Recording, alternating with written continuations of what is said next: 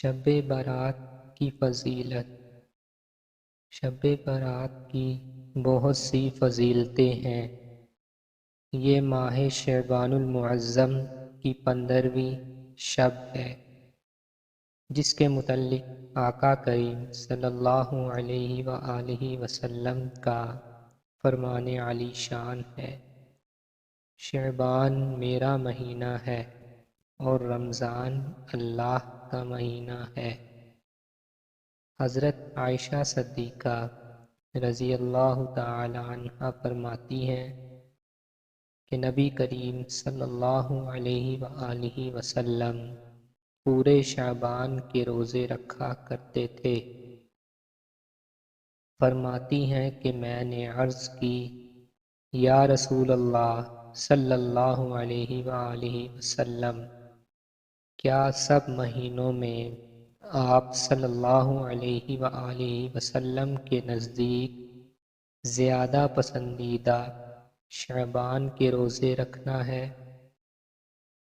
تو نبی کریم صلی اللہ علیہ وآلہ وسلم نے ارشاد فرمایا: اللہ عز و جل اس سال مرنے والی ہر جان کو لکھ دیتا ہے، اور مجھے یہ پسند ہے کہ میرا وقت رخصت آئے اور میں روزے دار ہوں۔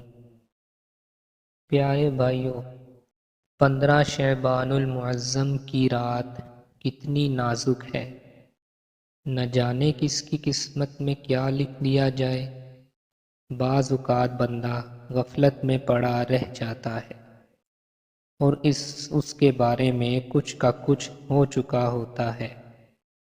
غنیت الطالبین میں ہے: بہت سے کفن دھل کر تیار رکھے ہوتے ہیں، مگر کفن پہننے والے بازاروں میں گھوم پھر رہے ہوتے ہیں۔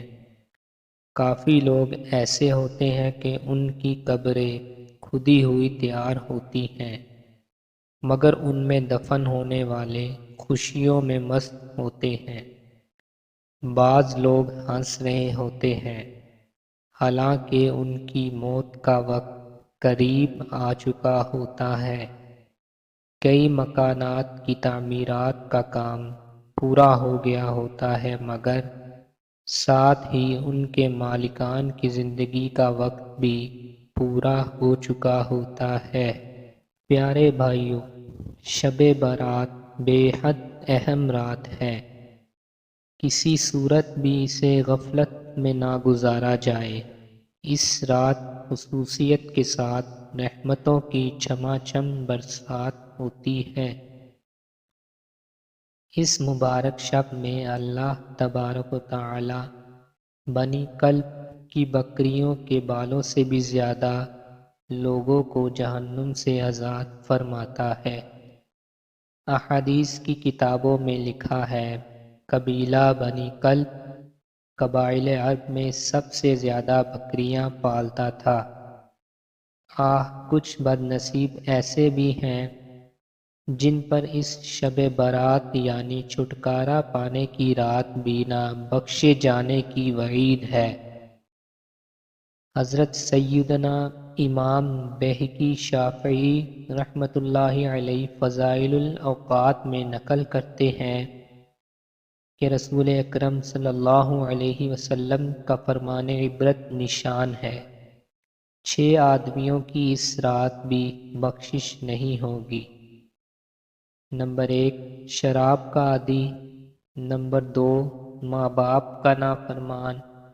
نمبر 3، زنا کا عادی۔ نمبر 4، قطع تعلق کرنے والا۔ نمبر 5، تصویر بنانے والا، اور نمبر 6، چغل خور۔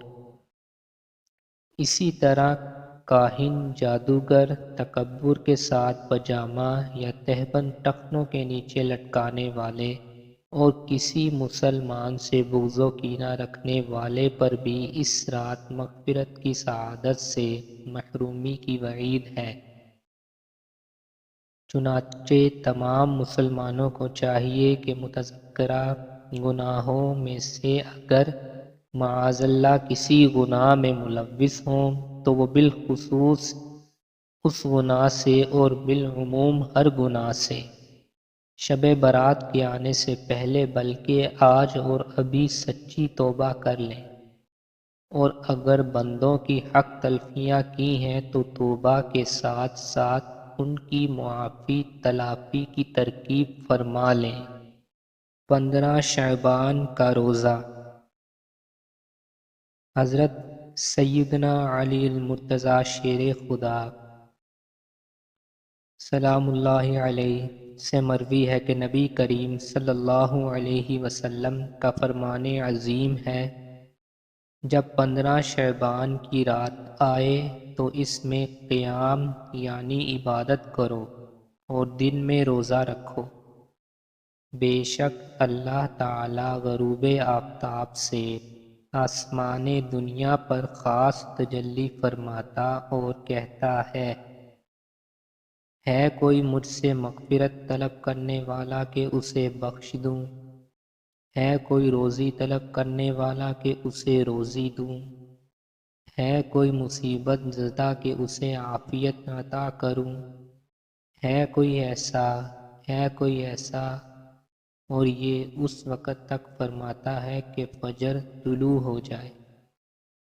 شب برات میں اعمال نامے تبدیل ہوتے ہیں، لہذا ممکن ہو تو 14 شعبان المعظم کو بھی روزہ رکھ لیا جائے تاکہ اعمال نامے کے آخری دن میں بھی روزہ ہو۔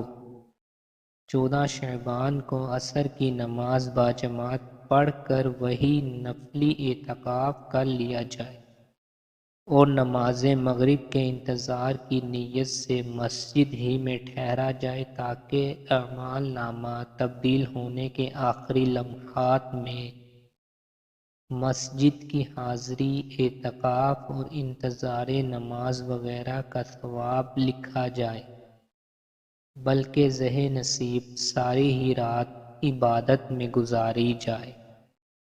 شب برات کا وظیفہ۔ سال بھر جادو سے حفاظت۔ اگر اس رات یعنی شب برات 7 پتے بیری یعنی بیر کے درخت کے 7 پتے پانی میں جوش دے کر جب پانی نہانے کے قابل ہو جائے تو غسل کریں، انشاءاللہ تمام سال جادو کے اثر سے محفوظ رہیں گے۔ شب برات کی عبادت۔ شب برات کی رات 6 نوافل ادا کرنا معمولات اولیاء کرام ہے۔